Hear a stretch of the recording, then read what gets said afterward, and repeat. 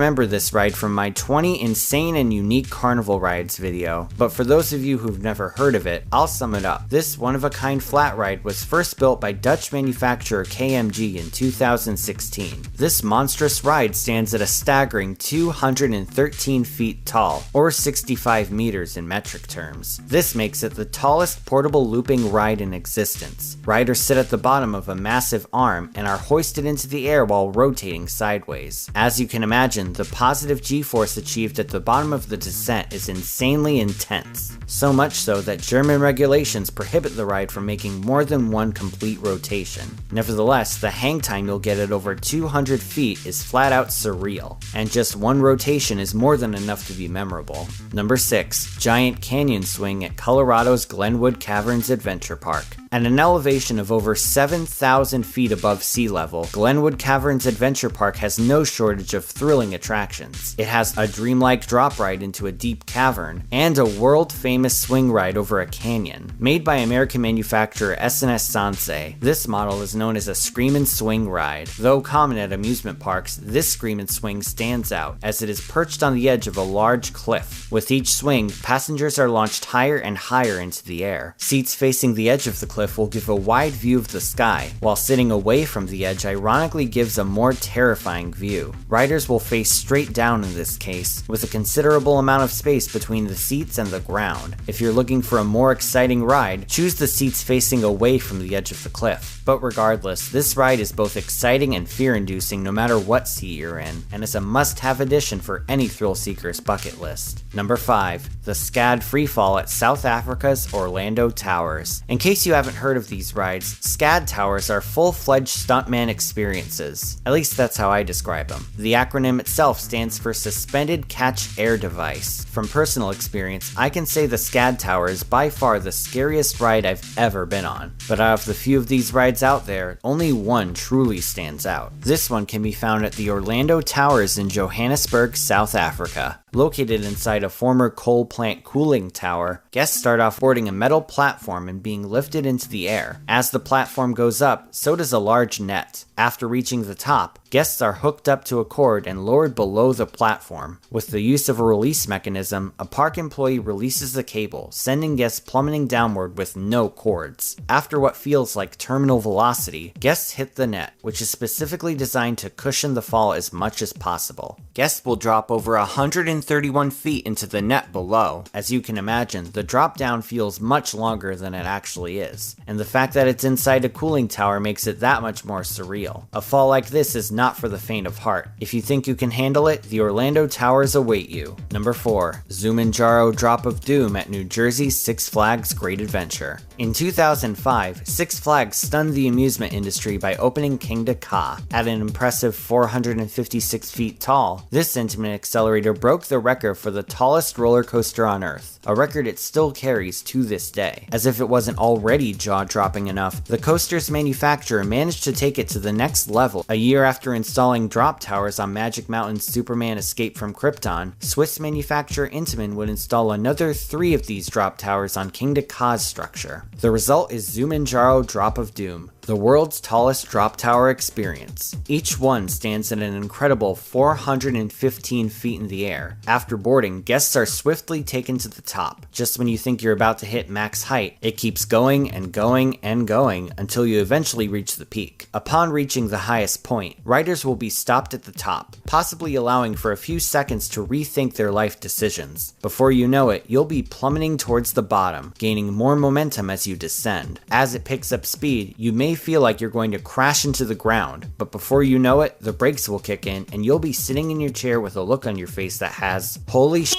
written all over it. Number 3. Pterodactyl at Colorado's Cave of the Winds Mountain Park. Ever wanted to jump off a cliff without dying? The Cave of the Winds is the place to be. Located in the town of Manitou Springs, this park offers tours of its titular cave, as well as a zip line and even a cliffside ropes course. But by far its most thrilling attraction is the recently added Pterodactyl. This swinging freefall ride is nothing short of psychotic. After boarding and being strapped in, your seat will slowly face downwards, bringing you face to face with the inevitable drop. All of a sudden, you'll find yourself plummeting 200 feet down at around 100 miles per hour. This freefall sensation gives the illusion of falling to your doom, but the cable above will quickly swing you back upwards. The fun doesn't stop there though, as you'll swing back and forth over the deep chasm, with the wind in your face and your sense of composure possibly in the blender. If you hate big drops and somehow still insist on riding this, you'd better bring a clean pair of underpants, because things may end up messier than the second season of True Detective. Number 2. Falcon's Fury at Florida's Busch Gardens, Tampa. One thing's for sure with this ride, it ain't your grandmother's drop tower. Oftentimes when I get into a debate on what the best drop tower on earth is, this ride comes up on more than one occasion. Also built by Intamin, this prototype model is officially known as a sky jump. Ordinarily, drop towers would simply plunge passengers from the top. But something else happens that takes this Falcon's fear factor from a 10 to an 11. Upon reaching the peak, passengers are slowly tilted backwards into a face-down position, with only the restraints to keep them from falling to the ground. After what feels like ages of anticipation, the clutch is released, and passengers plunge downwards back to earth. Just seconds before reaching the bottom, the seats swing back into a sit-down position, leaving guests to contemplate what they just rode. It may not be the tallest drop tower on Earth, but many agree that its tilting seats make it even scarier than Zumanjaro. And for those of you in Europe, you can get a taste of this ride at Sweden's Gronelund. Here you can find a smaller, but still amazing sky jump named Ikaros. Hopefully we'll get to see more sky jumps pop up, because these things are, in the words of this generation, totally lit.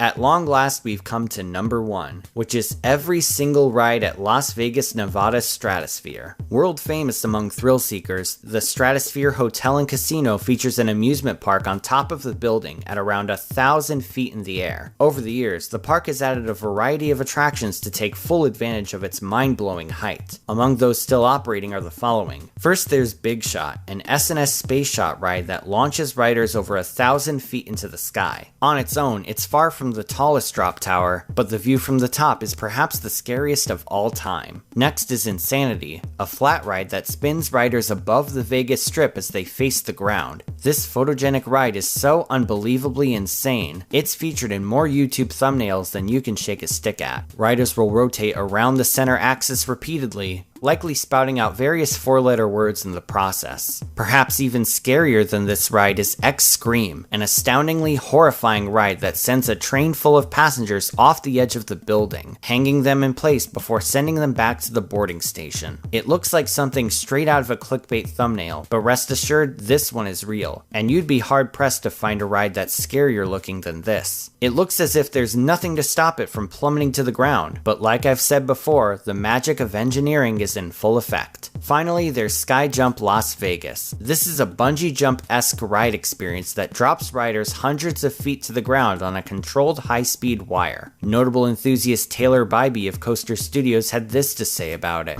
Holy crap! And that pretty much sums up the Stratosphere. It's further proof that Vegas is much more than slot machines and ending up on the roof after your bachelor party. It's chock full of unique experiences. And if you're a thrill seeker, the Stratosphere is a must-do. Before we wrap things up, I just want to give a special shout out to my new Patreon supporters. Verbal shoutouts start at the gold tier, so if you don't hear your name, it will be listed at the end of the video. Here's a special shout out to Blake Karaka, Phoenix 1022, Blue Ridge Mountain Plumbing, Pokenramer, and Roller Geeks. Thank you all so much, and if you want to support me on Patreon, you can do so once again at the link in the description. Thanks for watching, everyone. Feel free to like, share, and subscribe. You can follow me on social media on Twitter, Instagram, and Facebook, or you can check out my website at themeparkcrazy.com. This is Theme Park Crazy, and I'll see you all next time.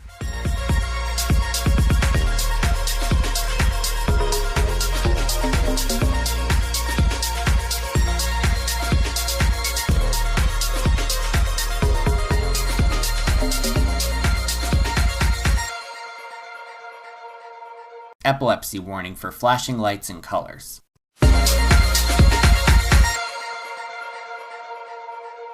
We've talked about many weird and obscure roller coasters before on this channel, but there are just so many of them out there, they deserve more than one video. Recently I conducted a poll with my viewers with several bizarre roller coasters to choose from, so as voted on by the fans, here are just some of the many unusual roller coasters ever built. Number 10. Inversa at Brazil's Aqua Locos. made in-house by the park. Located on the South Brazilian coast, Aqua Locos is a full-fledged resort with a hotel and a plethora of entertainment options. The resort features a paintball arena and even helicopter rides. As if all of that wasn't enough, there's also a small amusement park for guests to enjoy. This park features a variety of attractions, but only one truly stands out for its strangeness. Introducing La Inversa, an inverted shuttle coaster that was actually made in-house by the park itself. Since it was made independently, the ride comes with a few unique quirks to it. First of all, the track structure looks like less of a roller coaster and more like a dead-end electrical tower. Second, take a look at the front car. For some reason, the back half of a seat completely blocks the view from the front. It's unknown why it's there, and it's a peculiar design choice to say the least. Moreover, the restraints are made entirely out of metal, something you usually don't see on roller coasters. The ride itself is as simple as can be, with guests being lifted forwards onto one end before plunging backwards towards the other. The train rocks back and forth for a while before the ride slows down enough to activate the brakes. As of right now, it is the only operating inverted shuttle coaster in South America, and one of only 5 operating inverted coasters in the entire continent, so it's a pretty rare find worth checking out. Number 9. Looping at France's Parc Saint-Paul, made by French manufacturer Soke. This is one coaster that the park would undoubtedly like to forget about. Powered coasters usually use contacts on the rails to send electricity to power a motor on the ride vehicle, allowing it to be less dependent on gravity and have more of a compact layout. Ordinarily, these coasters aren't built to be thrill rides and are usually family attractions with mild layouts. Well, one French company named Soke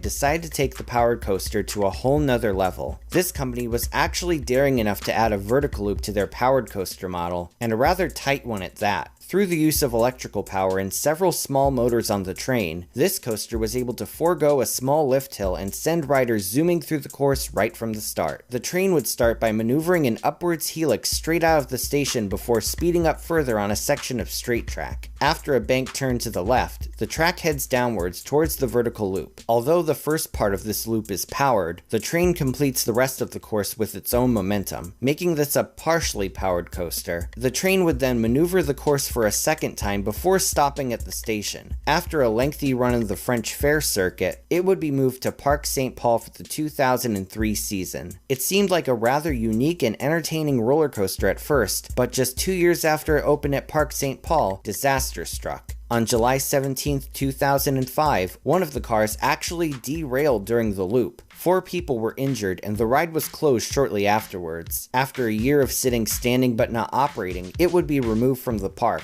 Number 8. Los Simpson at Spain's Holiday World, made by an unknown manufacturer. Not to be confused with the acclaimed theme park in Indiana, Spain's Holiday World is a small amusement park on the island of Gran Canaria. This park once featured a coaster that pretty much had copyright infringement written all over it. This kiddie coaster named Los Simpson is named after the long-running animated series The Simpsons. While the bottom of the ride structure does feature illustrations of Simpsons characters, the rest of the ride has nothing to do with the series. Let's look at the train from front to back. We have Simba, Adam West's Batman, Disney's Big Bad Wolf, the Red Power Ranger, and Raphael from Teenage Mutant Ninja Turtles. If the Sense of Right internet meme was a coaster, this would be it. You can also find illustrations of several Disney characters on the ride structure, and you really have to wonder what went into the design process of this ride. Most likely, this was originally meant to be a traveling fair coaster, drawing kids to ride it with its many colorful characters. And it's unlikely any major media company would bother claiming copyright infringement over a small kiddie coaster in the Canary Islands. Sadly, this head-scratching masterpiece was removed in early 2019 as an effort to renovate the park. It is unknown what will happen to it, but we're very lucky to have it documented.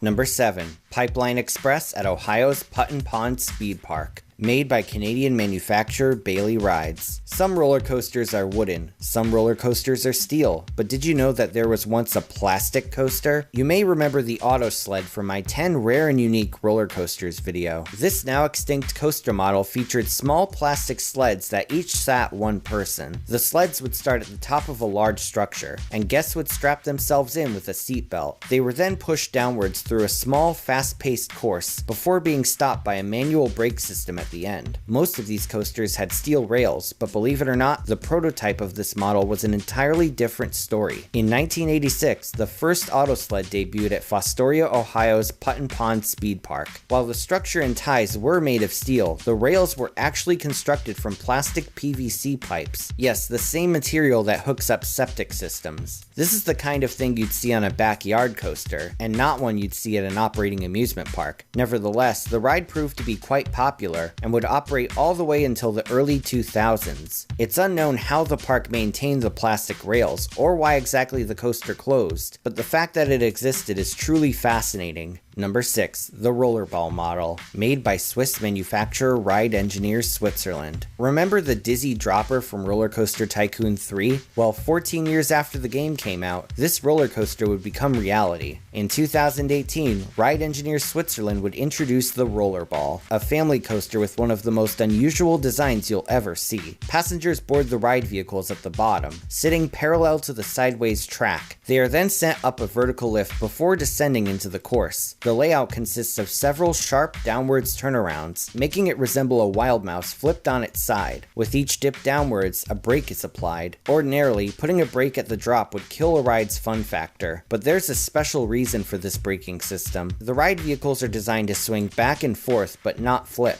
Hitting the brakes causes a sudden shift in momentum that causes riders to swing even more than they would without the brakes. This allows the ride to be more enjoyable to families, and even a few hardcore enthusiasts say the ride was better than expected. The first of these coasters would open at Germany's Schwaben Park. This ride, named Wilde Hilde, would be themed to a chicken coop, featuring several chickens scattered throughout the structure, an egg display in the queue line, and a rather eccentric theme song. Just take a listen to this.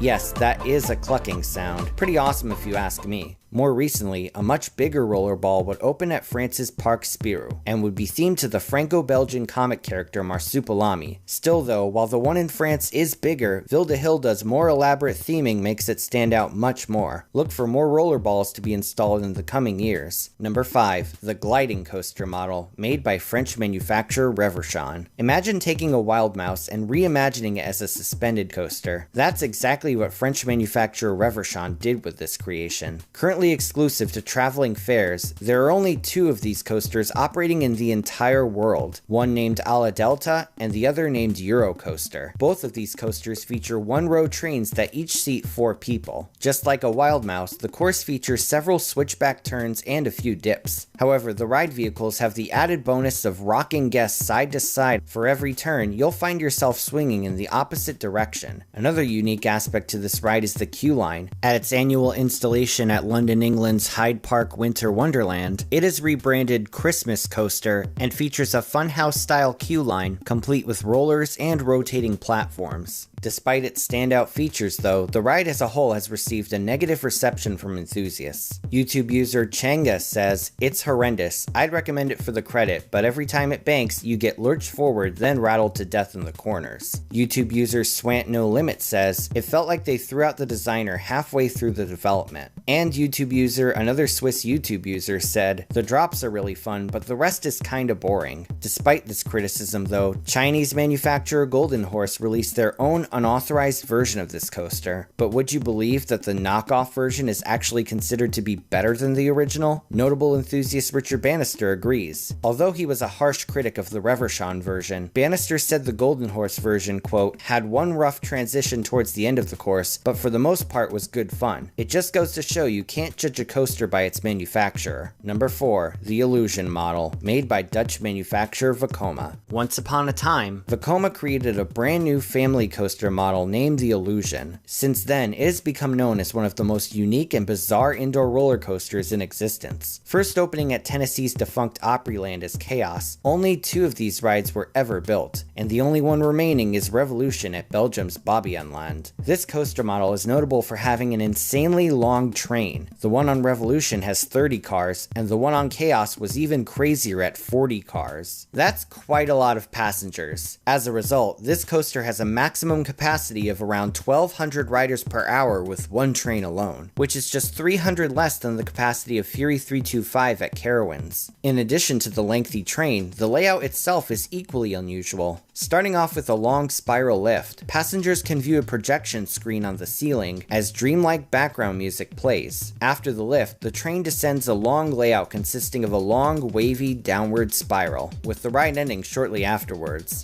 The ride experience isn't going to blow you away, but its distinctiveness alone makes it a must-ride for rare credit seekers. Number 3. The Tower Coaster model, made by Italian manufacturer SBF Visa. If you thought the Gerstlauer Eurofighter had a steep decline, just look at the SBF Tower Coaster. This compact looping coaster was originally designed for traveling fairs. Its small layout is both easy to set up and easy to transport from fair to fair. Said layout consists of a vertical lift and a small vertical loop, with an unorthodox P-shaped drop in between. This drop is so steep, many believe that it's the steepest drop on Earth, though its angle of descent has never been recorded. In the beginning, the Tower Coaster made its debut in the fair circuit under the name Cool and Fresh. After a few years, it then made its way to the Netherlands Dippy Dough, though it was never actually installed there. Afterwards, it would show up at Sydney, Australia's Easter show in the early 2010s. There it would operate briefly before a ride stoppage reportedly closed it down. It was then MIA for years, but just recently, this coaster has reportedly resurfaced at Turkey's Wonderland Eurasia under the name Migfer, which is the Turkish word for helmet in English. It is set to have a new Viking theme, though it is yet to open at the park as of yet. Once it does though, it'll be sought after by thrill-seeking travelers around the world. Number 2. The Queen Bee AR28 model, made by Italian manufacturer Pinfari. Since the 1970s, Pinfari's Wacky Worm model has become one of the most popular roller coaster designs in history, and has been replicated by countless other companies. These simple, easy-to-construct kiddie coasters consist of a single lift hill, a few turns, and in some cases, a large apple structure that the trains maneuver through. It is perhaps the most common coaster model on Earth, but the same can't be said about its sister model. Believe it or not, Pinfari decided to take this simple concept and morph it into an inverted coaster. This rare family coaster model is officially known as the Queen Bee AR28, with the AR standing for Ape Regina, which is Italian for Queen Bee. So the coaster is literally called the Queen Bee 28. Wrap your head around that. As for the coaster itself, it unquestionably takes inspiration from the original Wacky Worm. The layout is extremely small, focusing more on turns and accessibility for small children than flat-out thrills. And instead of a large apple, the lift hill takes guests through a large beehive. Though perhaps the tamest invert ever made, it's still a cute design that's sure to win over kids. However, only 2 of these were said to have been made. One operated at Argentina's Center Norte from 1999 to 2007, while another continues to operate at England's Botton's Pleasure Beach. Though it is unusual to see an invert this small and mild, there's no doubt that countless English enthusiasts got their start on this ride, and it's likely to inspire more potential thrill seekers for years to come. Before the number 1 spot, here are a couple of honorable mentions that just didn't make the cut. First up is Roller Coaster at Bangladesh's Tamana World. This may seem like an ordinary Wacky Worm, but one aspect of this ride made it worthy of a mention. There are absolutely no brakes on this coaster. Instead, the ride uses the lift hill chain to bring the train to a stop. This means, of course, that guests must board the vehicle while it's sitting on the lift hill, and the station is literally a large staircase, with the front row boarding towards the top. A unique specimen of a coaster to say the least. Next up is Mariahunen at Denmark's Brandegårdshaven. Also known as Ladybug in English, Mariahunen sits on a tiny Danish island. The coaster consists of a single ride vehicle that can sit one parent and one small child. No electricity is used on the ride, so passengers must physically push the car up the lift hill before boarding and heading downwards. It's definitely a kiddie coaster, and parents can easily push their kids up the lift. Now just imagine having to push Fury 325 up its lift hill. I'll bet your arms hurt just from the thought of it. Number 1. The Astral model, made by Italian manufacturer Fabri. Fabri is well known for their numerous inventive flat rides, but did you know this company also has a few roller coasters in their resume? First, they created a Wacky Worm model, one of which received the name Wallace's Wonderful Wriggling Whirl Wacky Worm. A weird name indeed, but not a weird coaster model on its own. No, that honor would have to go to their Astral model. This strange coaster model won my poll in a landslide victory, and one look at it makes it easy to see why. First of all, the layout is completely unorthodox. Not only does it have an emphasis on banked helixes, but it also features a straight downwards track section that's banked to the side. By far the strangest thing about this coaster is the fact that riders are literally instructed to cross their legs while on board. The first installation, named Mirage Rosso at Italy's Fasanolandia, actually features a sign instructing guests to do so. This sign says, "Importante, sulla giostra, tenere le gambe incrociate," which means, on the carousel, keep your legs crossed. Now this is a roller coaster and not a carousel, but at least that's what Google Translate says it means. It's unknown why exactly these instructions are necessary, but there may be an answer. Many have speculated that if passengers choose not to cross their legs, which is often the case based on recorded footage, they run the risk of hitting their feet on the ride's support.